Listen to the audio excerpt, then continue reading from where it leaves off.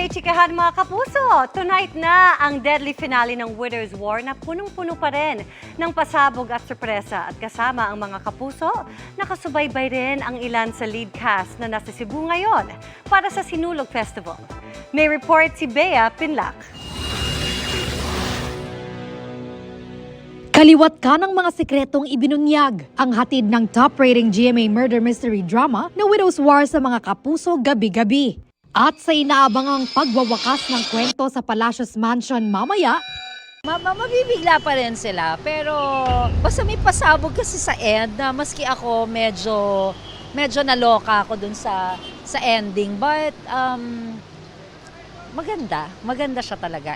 Meron pang isang pasabog tonight na dapat nilang abangan. This time, I'm sure they didn't see this coming.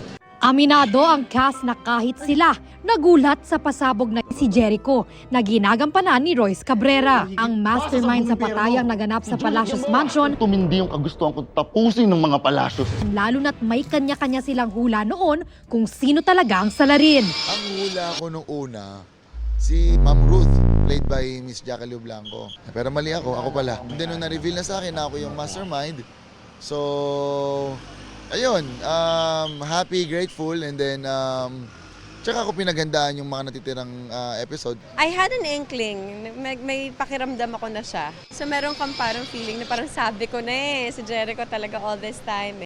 Hirap na raw sila ngayon magpaalam sa Widow's War lalo't natuto, humanga at mas napamahal na sila sa isa't isa. I've gotten close to the cast members, to the staff, kasi ang tagal din namin siyang ginawa. So, I think yun yung pinaka mamimiss ko at yun yung pinaka nag-leave ng mark sa puso ko. At patunay ng magandang samahan ng Widow's War cast ang successful back-to-back mall shows nila sa Cebu kanina para sa Sinulog 2025. Bukod sa stars ng Widow's War, makikipiesta rin sa Sinulog ang stars ng paborito nating GMA shows. Kaabang-abang ang mga performance ng cast ng mga Batang Riles, Lolong Bayani ng Bayan at Binibining Marikit sa iba't ibang mall sa Cebu sa mga susunod na araw.